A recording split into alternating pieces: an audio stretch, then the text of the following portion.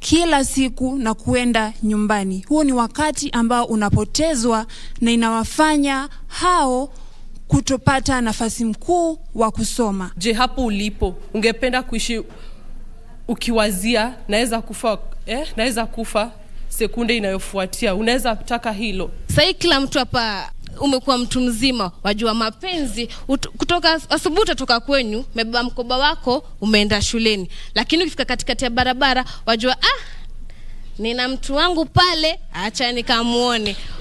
Hapo lakini ukiwa katika shule za bweni, asubuhi na mapema kutoka bweni enda darasani, keti chini, soma.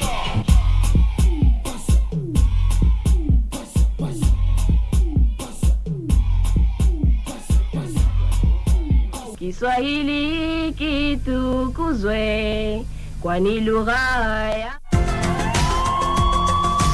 There is no wealth without health, and it all begins here. And regular exercise. Your Health Show brings you an array of health information to keep you informed and healthy.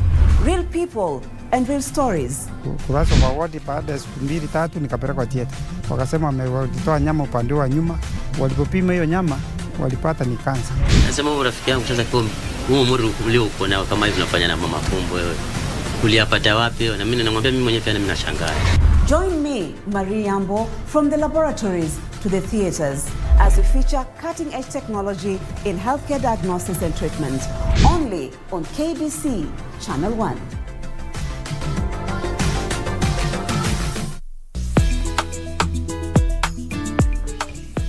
Baramate barikena na mekena kawakapu.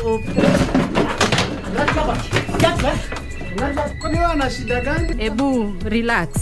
Wewe umeniambia ni kubaya, bahali yake anakimbia. Wewe pia unakimbia. Mnakimbia nini? Mimi bucha leo. Bucha. Nini kimefanyika? Sasa atuati. Hands up. You are arrest. Angalia huyo vizuri, angalia mrembo vizuri, angalia msichana. Umemwona wapi? Mimi si huyu mama. Mimi ni mamako, hauna adabu hata kidogo.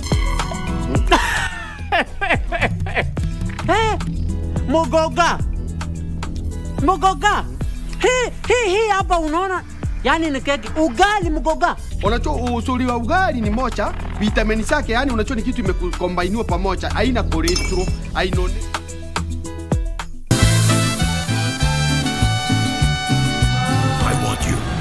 Investigate everything about that darn veterinarian. And when I say everything, I mean everything. I came back because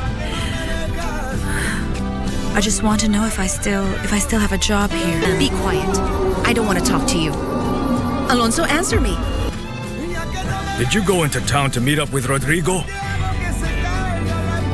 I wish there was something I could do to get him off my back. But I can't. That man Matakan is evil. If I had the courage, I would have already put an end to this suffering. We must seek justice, Rodrigo. Promise me you will do it. Promise me you will avenge Tulio. Swear to me, son.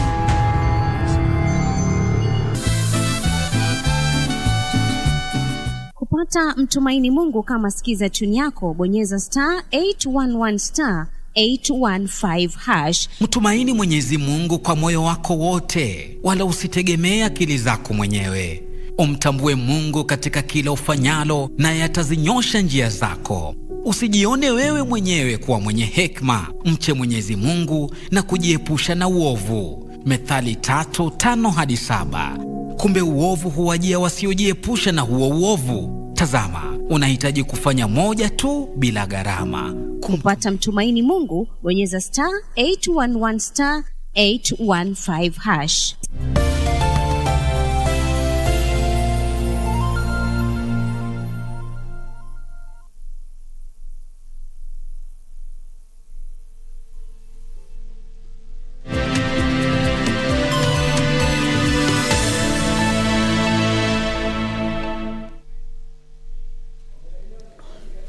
Good afternoon. This is the great KBC and this is Lunchtime News. And after a treat of Athletics Kenya Cross Country Championship 2023, let's now have a look at what we have lined up for you. And we do begin our news coverage on the KCSE results that were released yesterday. My name is Njue, and Lucy Mwaura will be handling the sign language interpretation at the bottom right of your screen. Remember, let's keep this interactive. We are live on all our social media platforms. Now, schools and candidates from across the country have continued to celebrate their outstanding performance. They just released 2022 Kenya Certificate of Secondary Education examination. Despite challenges such as cases of insecurity, many beat all the odds and performed well. The candidates are now outlining some of the courses they would want to pursue in university and other tertiary learning institutions. We begin our live coverage on that note.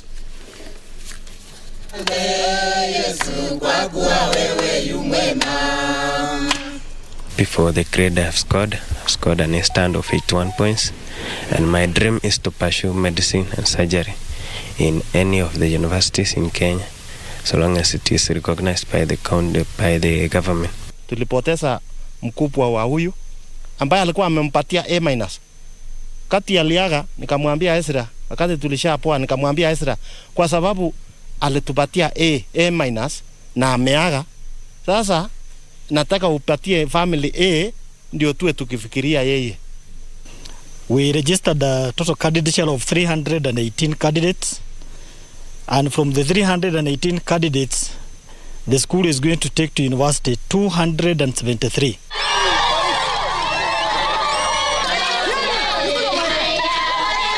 Truly, the results got me with a banger. I wasn't aware of it, but due to the preparation that we had done, I was sure and certain that I could get something really tangible. Bernard has made our day today by bringing home a clean A-stand, regardless of the circumstances around. Na kama TRT pia tumefurahi sana kwa sababu sisi huwa tunaamini kwamba tungepewa opportunity kama Kenyans wengine, hawa watoto wako na brains wanaweza kusoma.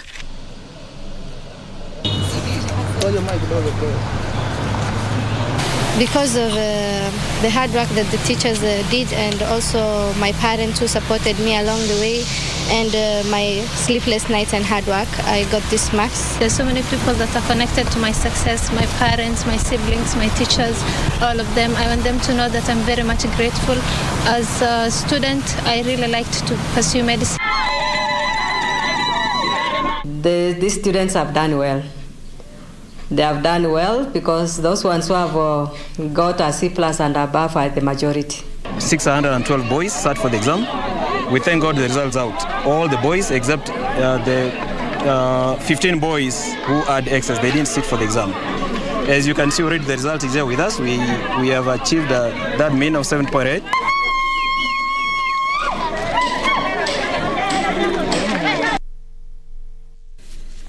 Those are just some of the sights and sounds of some of the students who did quite well.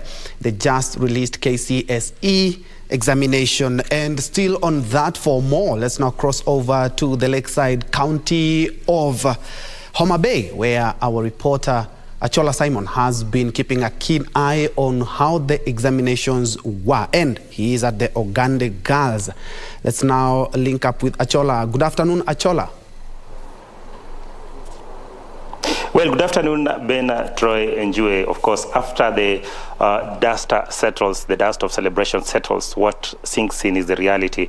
And of course, those who have actually performed and met their targets is a matter of moving to the next step, in terms of going for the courses they've actually picked and doing what they're actually supposed to do. And those who've actually not met their targets is actually looking for options that actually more or less well suited to what they actually want to become in future. But of course, one school that has actually met its target, as we've just seen the very first shot on our screen, is Ogande Girls. Ogande Girls had actually a mid-target of 9.5, but as we speak, they actually managed a mean score of 9.6. That, of course, a deviation from last year's of 7.5 thereabout. So they had about a positive deviation of 2.27 thereabout. And of course, that is quite impressive, and a very popular figure here in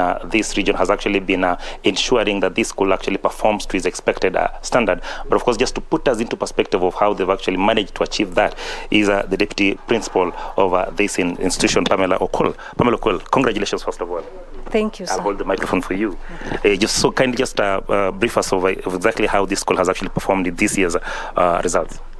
Thank you. So last year, 2022, we presented 424 students, and we managed to achieve a target. We had a target mean of 9.5, and we managed to achieve a target of 9.625, positive deviation of 2.275. What was the secret? There was a lot that we would really owe this to. One, there's the fear of God in this school that has really been instilled in the students, such that they've become humble and even teachable. Secondly, we thank our sponsor church, the Anglican Church of Kenya. Last year, Reverend Dr. Lesapit, the Archbishop of Anglican Church of Kenya, visited our school and bless the candidates. And we actually attribute this to even this blessing. A very prominent person has actually been very present in this institution, just to ensuring that you guys perform well. Who is this person and what has she done? Oh, our number one alumni, Dr. Ida Odinga. Mama, we love you. You've done a lot for our school. You've been an inspiration to the girl child. Mama is even putting up an ultra-modern library, which is actually a symbol for girl child empowerment.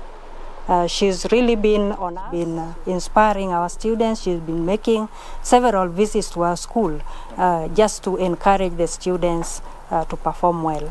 Last year's result, there was no straight A, but this year's results indicate that you've actually managed an A and several A minuses. Yes, we are grateful for that. This year, we've managed one A, 179 A minus, 55 A minuses, 179 B pluses, 163 B planes, and we thank God for that. Last year, it was the mean target was actually 9.5. What are we looking at this year? This year, we are looking for 10, a mean score of 10. Yes. And in the past, of course, Ogande has always been on the map, on the academic map in terms of good performance. Over the years, we've seen it going down, but it is starting to come up. Probably, is this a school now to watch in terms of posting good results? Yes. So in the current times, we've been working on restoring the past glory of Ogande Girls. Yes. So this is actually a school to watch. Well, John, just Ben, just before we wind up, just one of the best students here who will actually tell us how she did manage. Kindly just introduce yourself very fast and tell us your name.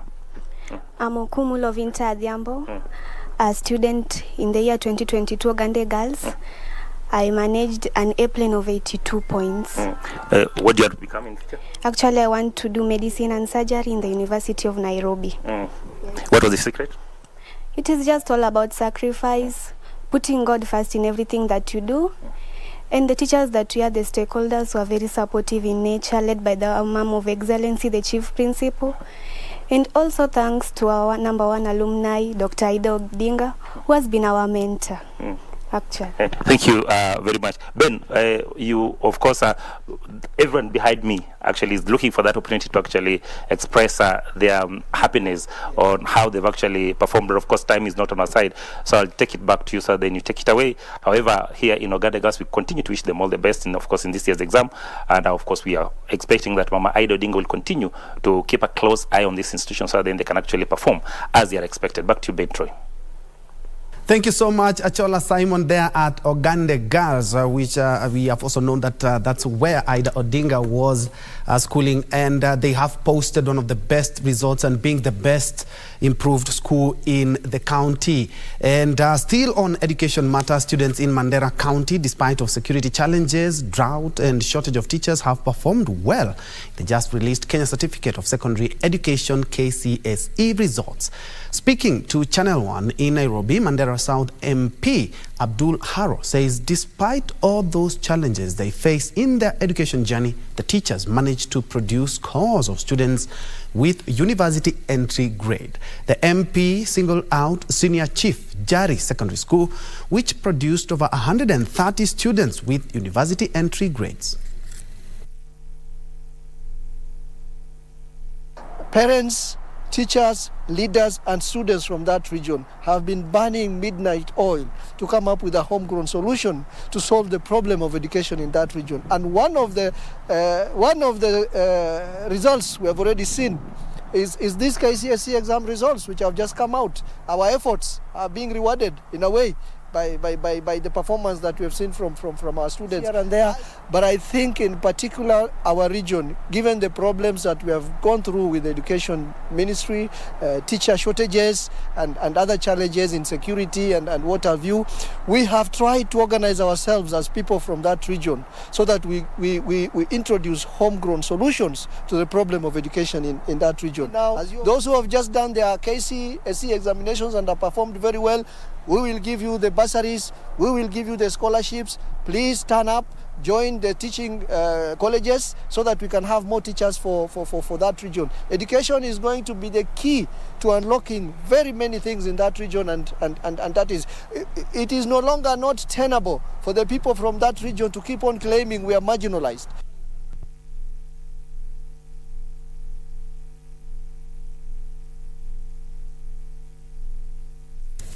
Congratulations to all those who did well in the just announced KCSE examination results. And away from education matters now, we cross over to the breadbasket county of Kitale. Of Trans Nzoia, and to be specific, in Kitale, where we are expecting the installation of Bishop Henry Juma Ondonya as the Catholic Bishop of Kitale Diocese. As you can see, everything has been set up. Let's now cross over. We're expecting the head of state also to be gracing that occasion.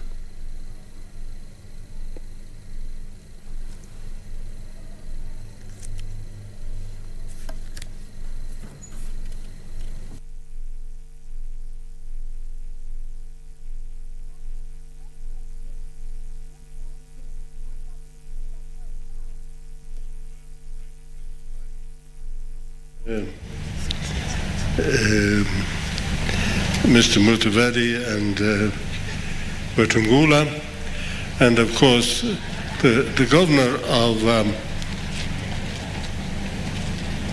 this great county, George Natembeya, who I had the pleasure of giving a few scalps to when he was young. So he was my student. So I think he's behaving very well here.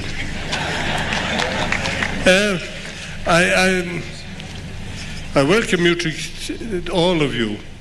Some people I've recognized.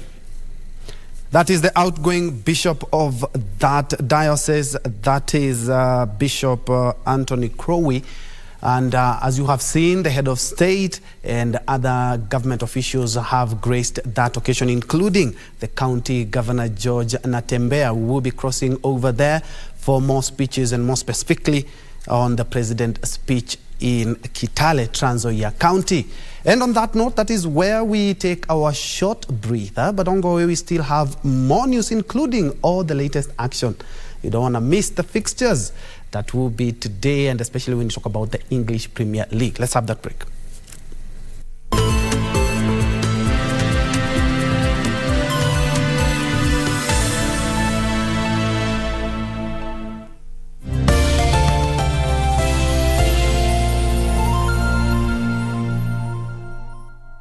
Office of the Data Protection Commissioner, ODPC, was established under the Data Protection Act 2019.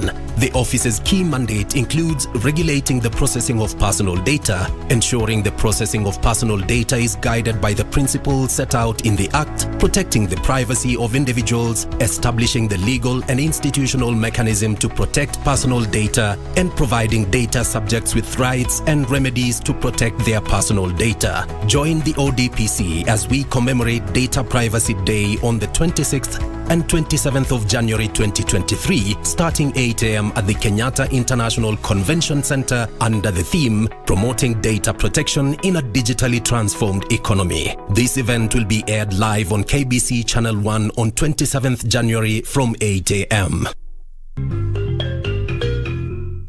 Wiki hii kwenye Mkulima tutaangazia jinsi ya kuhifadhi mchanga kwa kutoharibu kwa kemikali na kilimo ujuzi. Kwa sababu ya climate change tunafanya agricultural conservation. Hiyo conservation, zamani tulikuwa tunatumia disc plow kulima shamba. Na disc plow mahali inafika inaweka hard pan. Sasa hata mvua ikinyesha, mvua iwezi pita hapo. So vile tunafanya tusiupiga dawa, kweko inakauka. Usikose kuungana nasi Jumamosi saa 10:30 hapa KBC Channel 1 kwa mseto kamili wa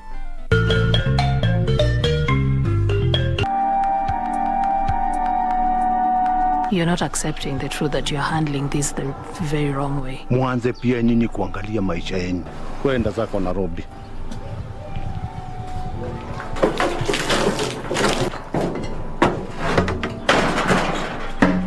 Is this petrol? Oh, hi.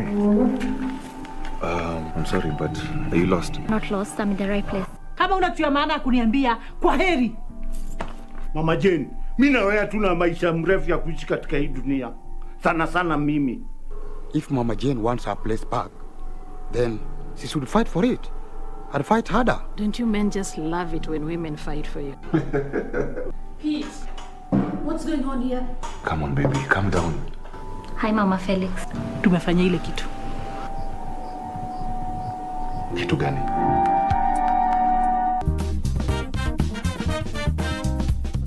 Now, there have been varying opinions in regards to wife inheritance, with others claiming that it is a backward and inferior practice and should be discarded, and others claiming that no, it holds some significant value. Remember, when the kings want to marry, normally they do selection and find out where to get a wife. Yes. This is more of genealogy or genes, continuity of genes. But again, the person who paid the dowry to have the woman is dead now.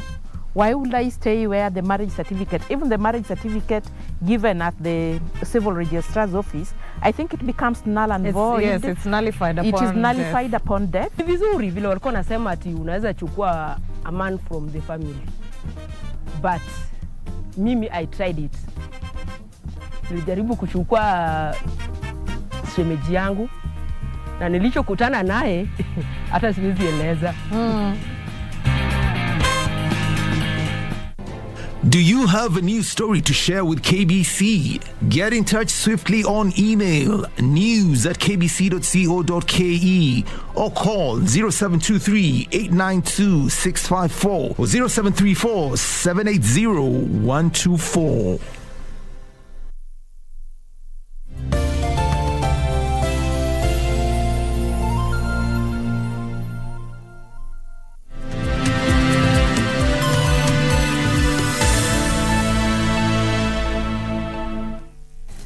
Welcome back. Thanks for keeping it KBC. Let's move on. Now, a non-governmental organization that champions for the right of education for all children is appealing to the government to rein in on public primary schools that are charging standard 8 candidates fees for admission. Watoto Wasome cited the example of Advocacy Central constituency in Nairobi County, where 8 public institutions are allegedly charging 6,000 shillings exclusive of lunch. According to the NDO chairman, Francis Mwaura, they made the discovery when they visited the area and found dozens of children missing school because of the requirement.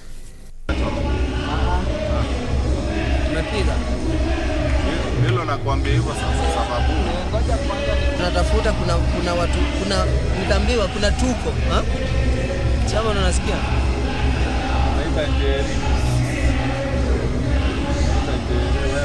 wako na huyu madam. Our question is, kama masomo ni bure, how come hawa wazazi wote wanatuambia wameshindwa kuingiza watoto? Wanatuambia wanaenda shule wanaitishwa admission fee 6,000, wanaambia bado mtu akuje na desk. So we are just asking kwa whoever is involved na mtu anahusika na education, can you help us? Can you help these 128 students so wanaweza pata elimu bora? Please, we are asking for cry na tunaomba for help. First, tunaomba government, our CS, Mr. Machogu, na tunaomba the entire mtu yote anahusika na education. Can you come help these parents?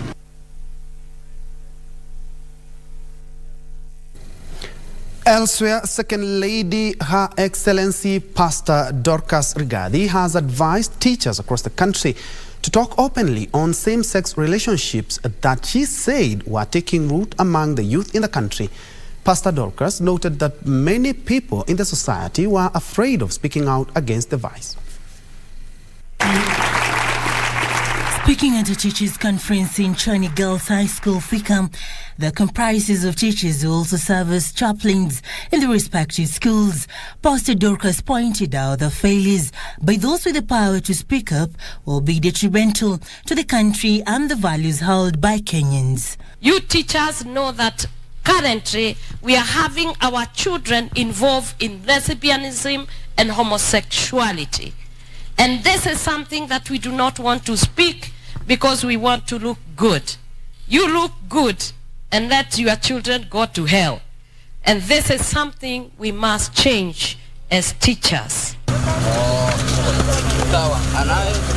Meanwhile, a somber mood has engulfed Kangaroo Village in Njue sub-county after a 33-year-old man was found dead in his house in what authorities are treating as a suspected case of murder. Hii kitendo vile jamaa amekaa kwa namna very suspicious. Kwa hakika tu mtu mwenye amejihang hawaikuwa amepiga magoti. Hiyo ni issue inaonekana kuna mtu alikuwa na kisasi na yeye na akatekeleza Kenya alikuwa anataka kufanya na akatoka.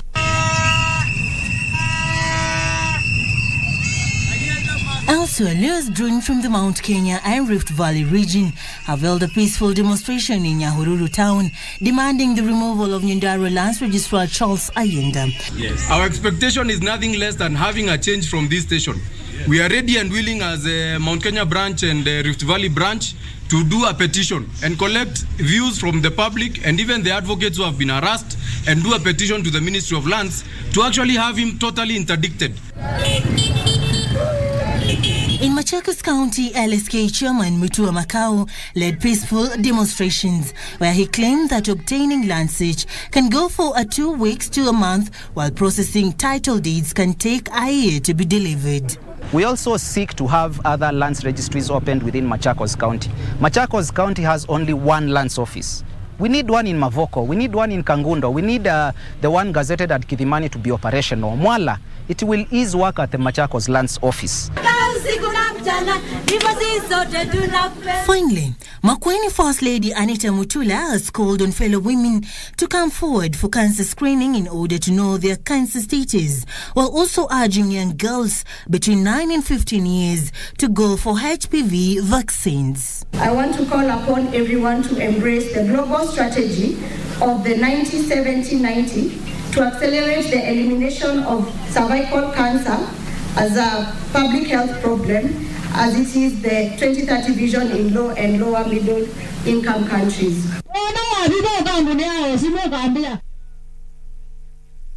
Let's now cross over to the world of sport, and world and Olympic champion Faith Kipyegon was once again named the Soya Sportswoman of the Year 2022, retaining the title she won in the year 2021. And during the Gala Awards, world record champion Eliud Kipchoge was named the Sportsman of the Year 2022, taking the crown from Commonwealth 100-meter champion Ferdinand Omanyala, who won the 2021 title in Kakamega. It is my great honor to announce Faith Kipyegon Athletics. Double Olympic, double world and three-time Diamond League winner Faith Kipyegon was named the Soya Best Sportswoman of the Year 2022, retaining the title she won in 2021. She beat tennis star Angela Okutoi and another Diamond League winner Beatrice Chebet to the title due to her 2022 stellar performance in the 1500 meters. Block as well. This is so fast. Kipyegon, the greatest 1500-meter runner in history, trying to pull away from Sege. Now you see the tension. Laura Muir's working. She's got to hang on, but I think they're okay for the medals. They're still miles clear of the athletes in 4th, 5th and 6th. Faith Kipyegon bidding to become the first woman to win 4 1500-meter medals. This has been utterly extraordinary. It's not far off the world record. She hasn't just taken this title, she's absolutely obliterated the whole field. 3:52.96. Sege takes silver. Laura Muir might have produced a national record for 3rd. She didn't just sneak that, she absolutely stormed to it. The double Olympic champion becomes the double world champion. Kipyegon won gold at the Oregon World Championships and narrowly missed out on the world record on her way to winning the Diamond League title. My expectation this year, I expect high performance. I expect that God will grant me a good health towards this year, 2023. To run a world record, of course, I'm still laid up. Last year I missed, and I hope this year I will fulfill it by grace of God. Double Olympic and one-time world marathon champion Eliud Kipchoge won the Sportsman of the Year award, relegating 2021 winner and Commonwealth Games champion Ferdinand Omanyala to 2nd position. Kipchoge, who has won 10 world marathon majors, broke the marathon world record while winning the 2022 Berlin Marathon. He was named best also ahead of Emmanuel Korir, who settled for 3rd position behind Omanyala. Golfer Andrew Wahome and basketball player Medina Okot were named the most promising sports persons of the year 2022. KCB volleyball team coach Japheth Munala emerged victorious in the coach of the year category, with the KCB volleyball team also taking the female team of the year title. Kabras Sugar rugby team won the men's team of the year title, while para power lifter Helen Wawira and Deaflympics 10,000 meters and 5,000 meters champion Simon Kibai winning the Sportswoman and Sportsman Living with Disability titles. These are the men and women who have done Kenya proud on an international scale. They have worked long, they have worked hard, and they deserve all the plaudits tonight. And very well, and on that celebratory note, we wrap up KBC Lunchtime News this Saturday afternoon. But just to remind you of the tantalizing match that is coming up in about 1.5 hours, that is Liverpool versus Chelsea in the English Premier League. Thank you so much indeed for joining us. For more news articles, don't forget to check out our website, that is www.kbc.co.ke. We also have lots of our news articles in our social media platform. Thank you so much for watching. I'm Ben Troy Njue, and Lucy Maura has been our sign language interpreter for this live newscast. Have a blessed weekend.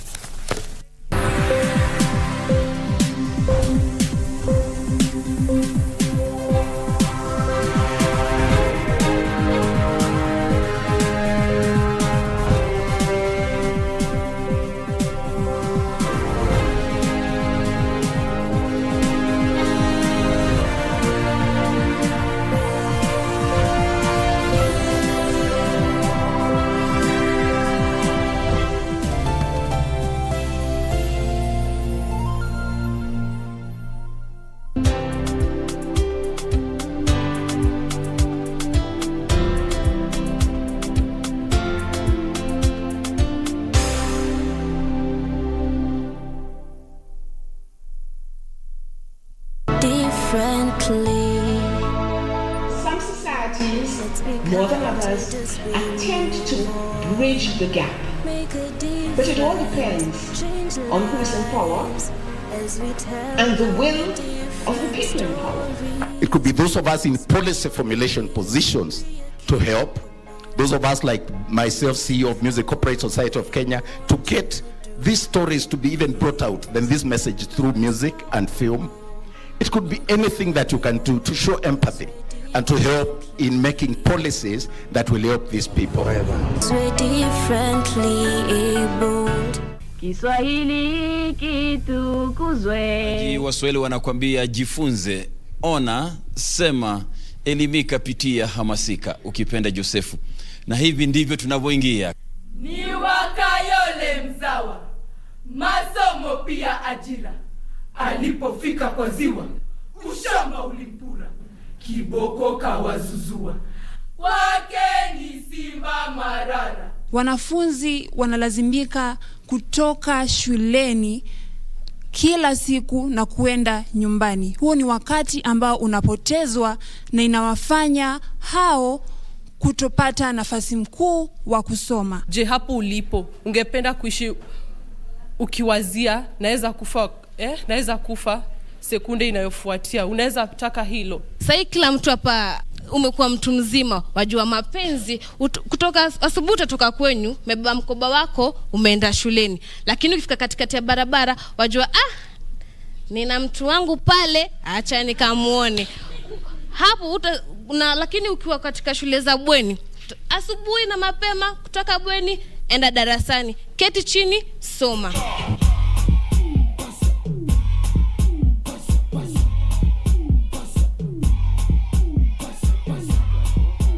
Kiswahili kitukuzwe, kwani lugha ya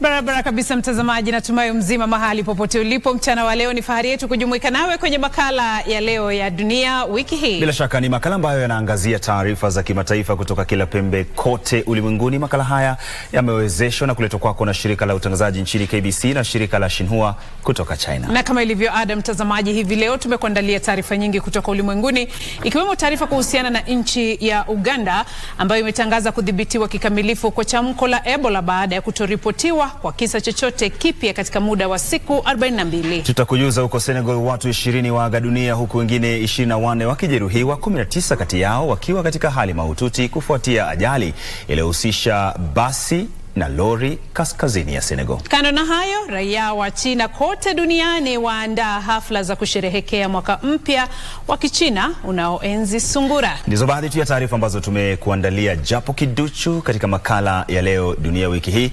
Jongea tuende sawa kadi tamati mwa kipindi kwa hizi na taarifa nyingine kutoka kila pembe kote ulimwenguni.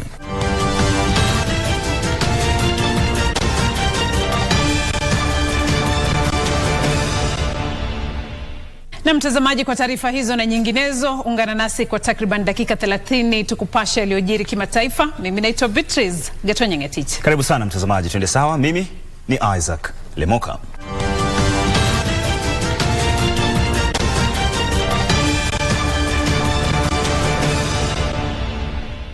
Karibu mtazamaji, tunaanzia nchini Uganda. Nchi hiyo ilitangaza kwamba chamko la virusi vya Ebola nchini humo limekomeshwa baada ya kutoripotiwa kwa kisa chochote katika kipindi cha siku 42. Kulingana na masharti ya shirika la afya duniani WHO, ili nchi tangaze kwamba imekomesha kikamilifu chamko la Ebola, inafaa kukaa kwa kipindi cha siku 42 ambavyo ni vipindi viwili vya siku 21 kila mmoja cha kubainisha maambukizi ya virusi bila kuripoti kisa chochote kipya. Waziri wa afya Ruto alitangaza hayo katika wilaya ya Mubende iliyokuwa kitovu cha chamko hilo liliporipotiwa mara ya kwanza tarehe 20 mwezi Septemba mwaka uliopita. As the outbreak officially ends today, it's essential that we review the response and lessons we learned for future outbreaks. The key role that communities play was amply demonstrated in this response and its initial challenges. We also saw the need to engage the entire health system, including the private sector. Mkurugenzi mkuu wa shirika la WHO Tedros Ghebreyesus kwenye taarifa ya pamoja aliipongeza Uganda na washirika wake kwa juhudi zao kabambe za kukabili na kushinda virusi hivyo. I congratulate the government, the people of Uganda and health workers, some of whom lost their lives for their leadership and dedication in bringing this outbreak to an end. And we thank donors and partners for swiftly mobilizing resources and vaccine developers for making candidate vaccines available in record time. Even in the absence of approved vaccines or therapeutics for this type of Ebola, Uganda was able to use proven public health tools to contain the outbreak. Shirika la WHO lilisema kuwa chamko hilo lilitokana na virusi vya Ebola aina ya Sudan, ambayo ni mojawapo wa aina 6 Ebola za virusi hivyo ambapo hakuna tiba wala chanjo dhidi yake kufikia sasa. Trevor Nyendoni kiripotia makala ya Dunia wiki hii. Na tukiachana na taarifa hiyo, yamkini watu 17 waliaga dunia kufuatia shambulizi la bomu lililoshukiwa kuwa la kigaidi wakati wa ibada katika kanisa moja mashariki ya Jamhuri ya Kidemokrasi ya Kongo. Rais Felix Tshisekedi wa nchi hiyo alishtumu shambulizi hilo lililotekelezwa mjini Kasindi katika jimbo la Kivu Kaskazini. Alipeleka risala zake za rambirambi kwa jamaa za waathiriwa, huku akitoa hakikisho kwamba wahusika watakamatwa, kushtakiwa na kuadhibiwa.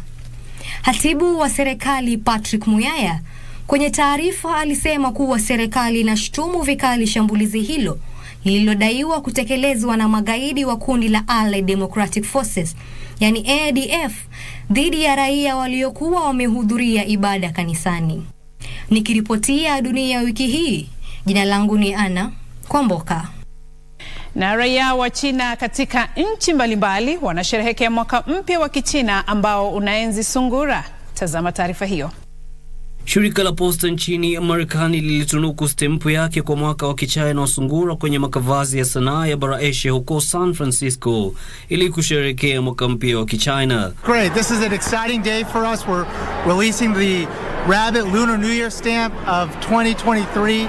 Postal Service of the United States recognizes the need to produce such an iconic stamp that really signify and uplift the Asian culture, not only here in the United States, but this represents thousands of years of history. It's a chance during Lunar New Year to promote this community in such an extraordinary way.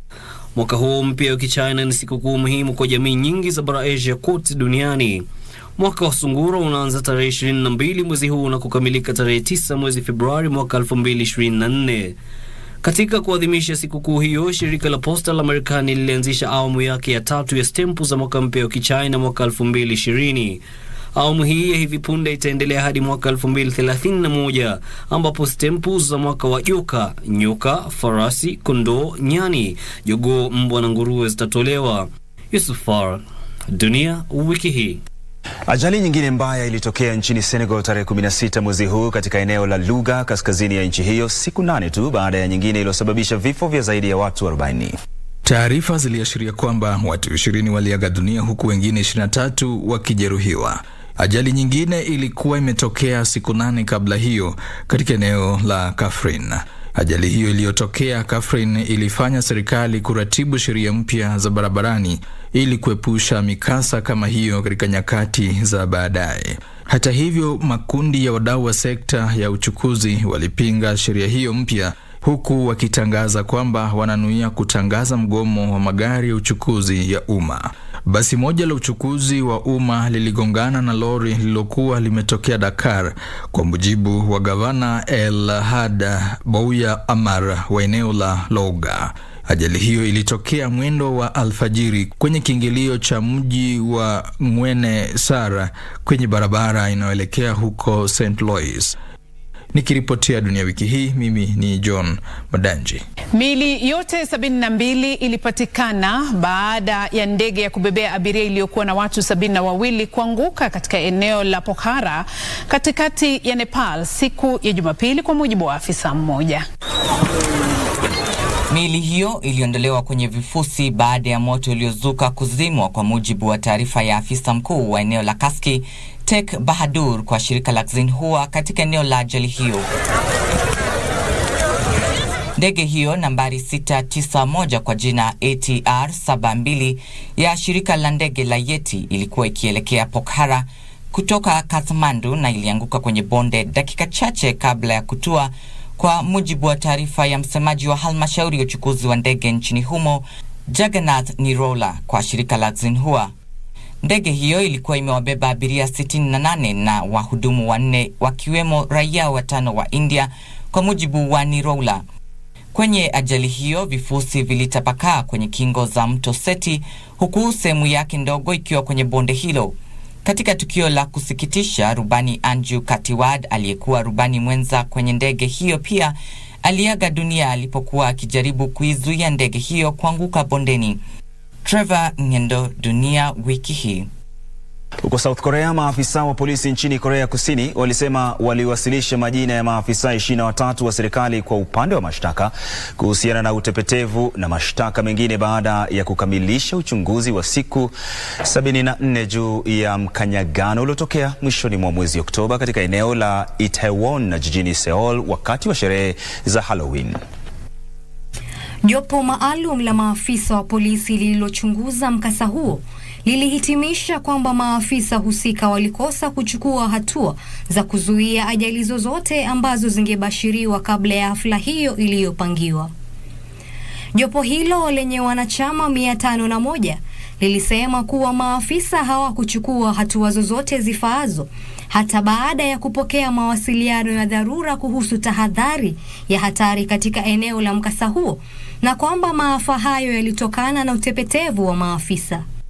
Jumla ya watu 159, wengi wao wakiwa wanawake katika miaka yao ya 20, waliaga dunia kufuatia mkanyagano mnamo tarehe 29 mwezi Oktoba, wakati umati mkubwa wa watu ulipoingia kwenye mteremko mwembamba huko Itaewon na kuangukiana. Zaidi ya watu 100,000 walikuwa wamekusanyika humo kwa sherehe kubwa zaidi za Halloween tangu janga la COVID-19 mwaka 2020. Nikiripotia Dunia Wiki Hii, jina langu ni Ana Kwamboka. Na mtazamaji, tuelekee nchini Lebanon ambapo waziri wa mashauri ya nchi za kigeni wa Iran Hossein Amir Abdollahian aliyezuru nchi hiyo alisema kuwa nchi yake iko tayari kukarabati viwanda vya uzalishaji umeme nchini Lebanon ili kuzisaidia kuzalisha kawi, kwa mujibu wa shirika la kitaifa la habari. Amir Abdollahian alisema hayo kwenye mkutano na wanahabari baina yake na mwenzake wa Lebanon Abdallah Bohu Habib jijini Beirut. Kadhalika alisema kuwa Iran iko tayari kuwasilisha mafuta nchini Lebanon ili kuiwezesha kuzalisha kawi. Alisema wanachukulia kwamba usalama na maendeleo nchini Lebanon pia ni sehemu ya usalama na maendeleo nchini Iran. Alisema kuwa Iran inanuia kuimarisha ushirikiano na Lebanon katika sekta zote. Kwa upande wake, Bo Habib alielezea azma ya Lebanon kuunga mkono juhudi za kuleta udhabiti nchini Iran, akisema kuwa nchi yake inapinga mwingilio wa masuala ya nchi nyingine. Dunia Wiki Hii. Jina langu ni Luke Agunga. Na katibu mkuu wa Umoja wa Mataifa Antonio Guterres alitoa wito kwa nchi zote wanachama kudumisha muungano na amali za mkataba wa Umoja wa Mataifa na hasa sheria. Guterres aliyasema hayo kwenye mkutano wa Baraza la Usalama kuhusiana na kutekelezwa na kuimarishwa kwa sheria katika kudumisha amani na usalama duniani. Alisema kuwa sheria ni za kimsingi katika umoja huo na katika juhudi zake za kudumisha amani, na kwamba nguzo kuu ya sheria ni kuwa watu, taasisi zote za umma na kibinafsi ikiwemo serikali ni sharti ziwajibikie sheria. It is our first line of defense against atrocity crimes including genocide. It creates and bolsters trust in institutions. It supports fair, inclusive economics and societies. And it is the basis of international cooperation and multilateralism. Alisema kuwa sheria huwalinda watu wasiojiweza na kuzuia ubaguzi, kuhangaishwa na aina nyingine za dhulma. I count on member states to support our efforts to promote the rule of law across the board, including on this council. While the challenges are many, the primacy of the rule of law is essential to the maintenance of international peace and security and for peace-building efforts. Alisema kuwa ni sharti nchi zote zitimize viwango vya kimataifa vya udumishaji sheria. Alisema kuwa sheria zitafanikisha juhudi za Umoja wa Mataifa kutafuta suluhu za amani kwa mizozo na majanga na kuwasaidia watu na jamii zisizojiweza kote duniani. Vilevile alihimiza jamii ya kimataifa kutekeleza sheria ili kufanikisha kuafikiwa kwa ajenda ya mwaka 2030 na malengo ya maendeleo endelevu, akisema kuwa lango nambari 16 kuhusu upatikanaji wa haki na taasisi jumuishi na zinazowajibika ni muhimu katika kuafikia malengo mengine. Alisema kuwa utekelezaji sheria ni muhimu katika kushughulikia changamoto zilizoko na zijazo, zikiwemo kukomesha uundaji silaha za kinuklia, mabadiliko ya hali ya anga, majanga na magonjwa hatari, akisema kuwa Umoja wa Mataifa utaimarisha ubunifu na ufanisi kuambatana na sheria. Nikiripotia Dunia Wiki Hii, jina langu ni Nashipai Ndilai. Na mtazamaji, hiyo ni awamu ya kwanza ya makala ya leo ya kipindi hiki Dunia Wiki Hii. Kwa sasa tuelekea kwenye mapumziko. Wewe mtazamaji, usiende mbali, unaweza kujishughulisha na sharubati yako baridi. Muda si mrefu kipindi Dunia Wiki Hii kinarejea katika awamu ya pili.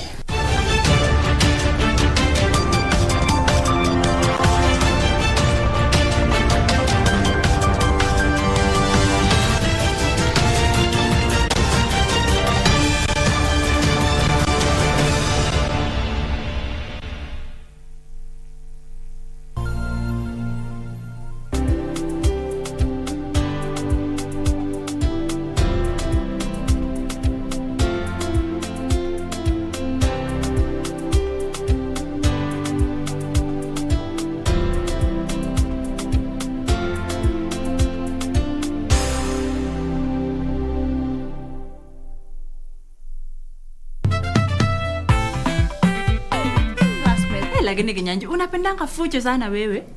I like it when the bodies get buried. So what changes are coming? Oh yes. About that. By the way, guys, I'm briefing you. Why can't you wait until I finish talking, eh? Why can't you wait until I finish delivering my news? Njue, delivering is for pregnant women. Are you a woman? But you can also be pregnant with very good news. Njue, deliver. Mimi mazee usikija jana sikuwa na kurada. Kuna vile unajua kuzitoka madam. Did you forget that you were pregnant with the twins? Oh, sorry guys, blame it on the baby's brain,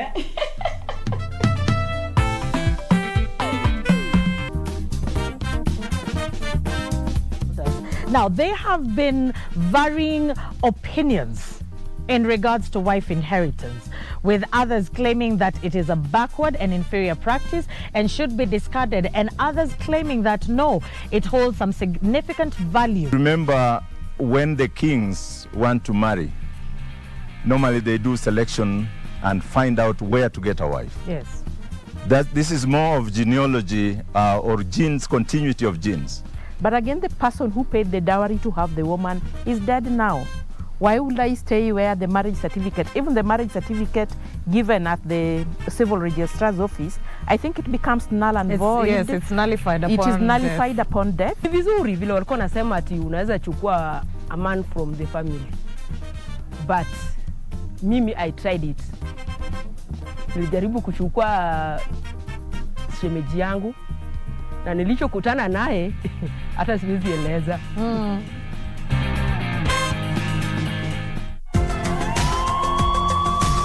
There is no wealth without health, and it all begins here. And regular exercise. Your Health Show brings you an array of health information to keep you informed and healthy. Real people and real stories. Kurasa kwa wadi baada ya siku 2-3 nikapelekwa theater. Wakasema wametoa nyama upande wa nyuma. Walipopima hiyo nyama walipata ni kansa. Nasema wewe rafiki yangu sasa kwa huu umri ulio uko nao kama hivi unafanya na mama fumbo wewe. Uliyapata wapi wewe? Na mimi namwambia mimi mwenyewe pia mimi nashangaa. Join me, Marie Yambo, from the laboratories to the theaters as we feature cutting-edge technology in healthcare diagnosis and treatment, only on KBC Channel 1.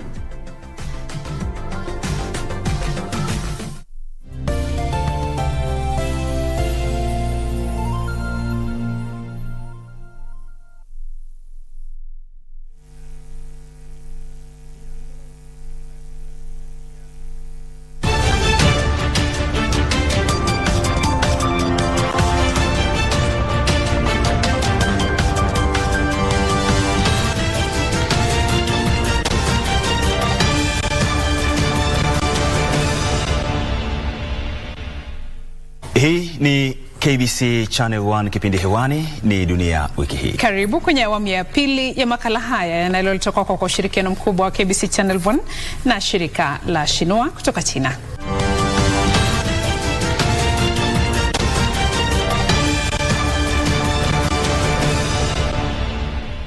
Na Rais Bashar al-Assad wa Syria alihimiza Uturuki waondoe wanajeshi wake nchini Syria na kukomesha usaidizi wake kwa waasi nchini humo ili kufanikisha mashauriano baina ya nchi hizo mbili. Assad aliyasema hayo kwenye mkutano na mjumbe maalum wa Urusi kuhusu Syria Alexander Lavrentiev katika jiji kuu la Syria, kwa mujibu wa shirika la habari la kiserikali la Sana. Assad aliyasema hayo kufuatia mkutano wa pande tatu wa mawaziri wa ulinzi wa Syria, Uturuki na Urusi jijini Moscow tarehe 28 mwezi uliopita. Kwenye mkutano huo, waziri wa ulinzi wa Urusi Sergei Shoigu, mwenzake wa Syria Ali Mohamed Abbas na mwenzao wa Uturuki Hulusi Akar walijadili suluhu kuhusiana na mzozo nchini Syria, swala la wakimbizi na juhudi za pamoja za kukabiliana na makundi ya waasi nchini Syria. Pande zote husika zilikariri umuhimu wa kuendeleza mashauriano katika mfumo huo ili kuimarisha hali nchini Syria na eneo hilo kwa jumla. Mkutano huo ulikuwa wa kwanza kutangazwa hadharani baina maafisa wa Syria na Uturuki tangu vita vya wenyewe kwa wenyewe vilipozuka nchini Syria mwaka 2011. Kingineko, waziri wa mashauri ya nchi za kigeni wa Hungary Peter Sijato alihimiza jamii ya kimataifa isaidie kuwarejesha nchini mwao raia wa Syria waliopoteza makazi wanaoishi nchini Lebanon, kwa mujibu wa shirika la habari la kitaifa nchini Lebanon. Nikiripotia Dunia Wiki Hii, mimi ni John Madanji. Tukiachana taarifa hiyo, naibu katibu mkuu wa Umoja wa Mataifa kuhusu masuala ya kibinadamu aliyepia mshirikishi wa shughuli za utoaji msaada Martin Griffiths alitoa wito kwa jamii ya kimataifa ili kusaidia kuimarisha uchumi wa Yemen.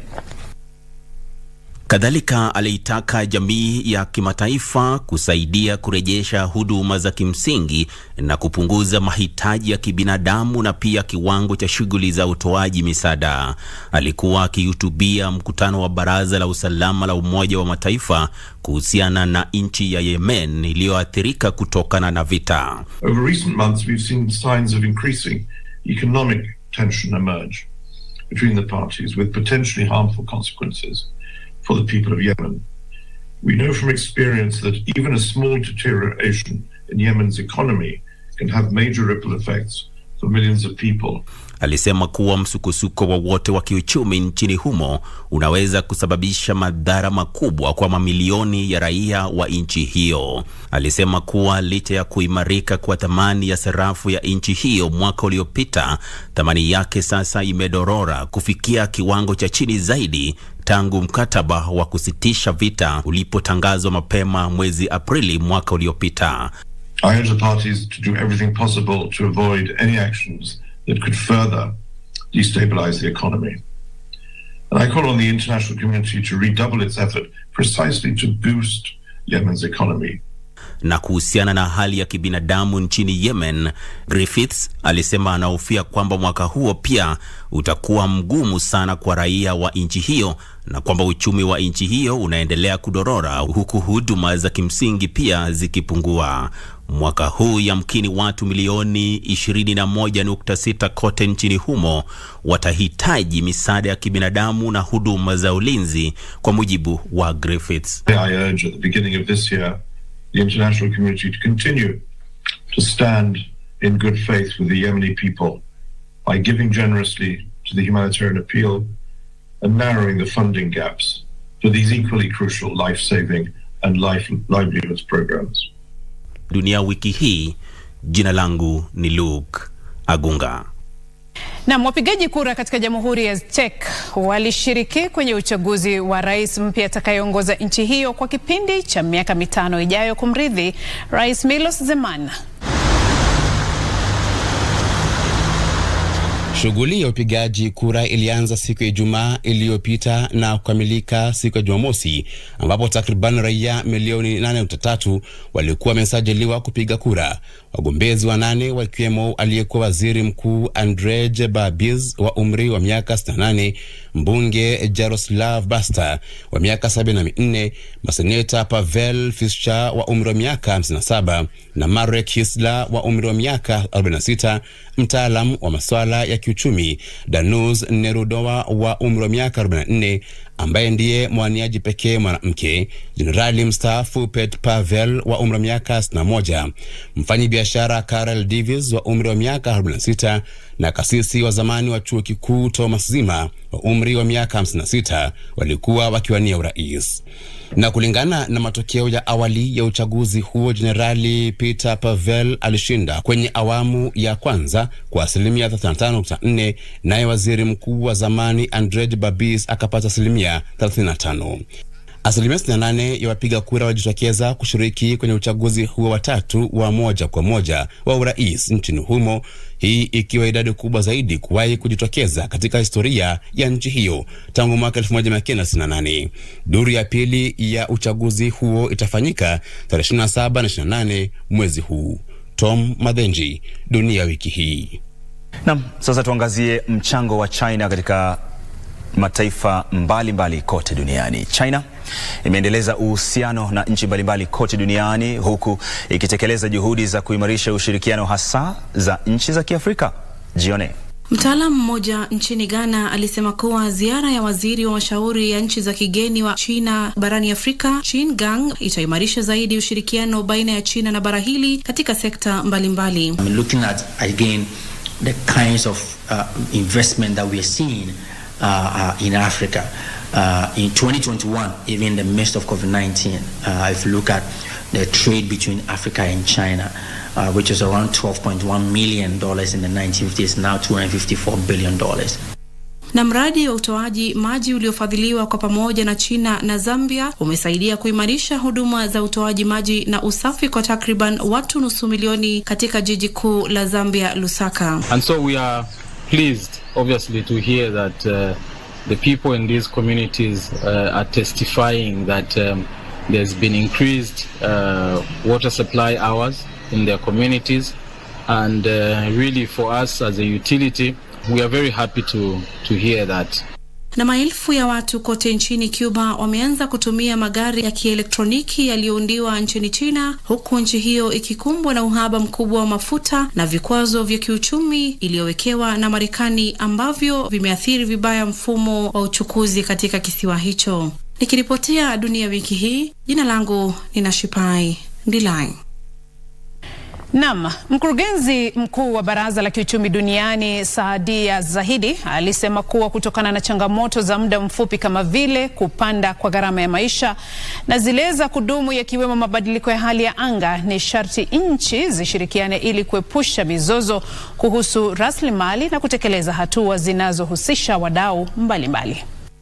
Zahidi aliliarifu shirika la Xinhua hayo kwenye mahojiano kwa njia ya video baada ya baraza hilo kutoa ripoti yake ya mwaka huu kuhusu hatari zinazokumba ulimwengu. Kulingana na ripoti hiyo, mizozo ya taharuki za kimaeneo na kiuchumi ilisababisha changamoto kadhaa zinazohusiana duniani, huku mzozo wa gharama ya juu ya maisha ukiwa mkubwa zaidi wa muda mfupi. Wakati huo kushindwa kukabiliana na athari za mabadiliko ya hali ya anga ndiyo changamoto ya kudumu. It is important that we rebuild international cooperation. It is simply not possible for any single government, no matter how large or small, to deal with some of these issues on their own, and there needs to be global, international, public and private collaboration. It is critical that leaders think differently about the time horizon of risks. Yusufar, Dunia Wiki Hii. Na nchini Malawi ilitangaza kwamba shule za msingi na sekondari katika miji miwili mikuu nchini humo ya Lilongwe na Blantyre zilifunguliwa tena tarehe 17 mwezi huu licha ya msambao wa kipindupindu. Waziri wa Afya Humbize Kandodo Chiponda, aliye pia mwenyekiti wa jopo kazi la kirais kuhusu janga la COVID-19 na kipindupindu, alitangaza kwamba shule zitafunguliwa tena alipohutubia wanahabari katika jiji kuu Lilongwe. Alisema kuwa shule kadhaa zilinakili visa vya maambukizi ya kipindupindu ambapo wanafunzi 127 waligunduliwa kuwa na ugonjwa huo, 75 walikuwa wavulana, 52 wasichana. Alisema kuwa hao wote walitibiwa na kurejea shuleni, lakini wengine 8 waliaga dunia kutokana na ugonjwa huo. Muhula wa pili mwaka 2022-2023 nchini Malawi ulifaa kufunguliwa tarehe 4 mwezi huu. Hata hivyo, kutokana na ueneaji haraka wa ugonjwa huo na vifo katika miji hiyo miwili, serikali kupitia kwa jopo kazi hilo iliahirisha ufunguzi wa shule. What we have done as task force and also as ministry is one, to make sure that every school has indeed resuscitated the hand washing procedure, which was there during COVID, hand washing with soap. Where there's been problems, we're making sure that those are addressed and addressed rapidly. Tom Madhenji, Dunia Wiki Hii. Na kufikia hapo mtazamaji, hatuna la ziada sasa ila kulikunja jamvi hili la Dunia Wiki Hii, tukiwa na matumaini kwamba umeweza kufaidi na taarifa ambazo tumekuandalia hivi leo. Tukizidi kusukuma gurudumu la maisha, tunatoa shukrani zetu za dhati. Mwaka umeanza vizuri, natumai pia mwaka wako umeanza vizuri na unaelekea vizuri. Asante sana kwa muda wako, shukrani sana pia kwa utazamaji wako. Kwa niaba ya wote walioshiriki katika kufanikisha kipindi Dunia Wiki Hii, mimi ni Isaac Lemoka. Kwa niaba ya shirika la KBC Channel 1 na shirika la utangazaji nchini China Xinhua, tunakutakia kila laheri na weekend njema. Mimi naitwa Beatrice Gatonyengetich.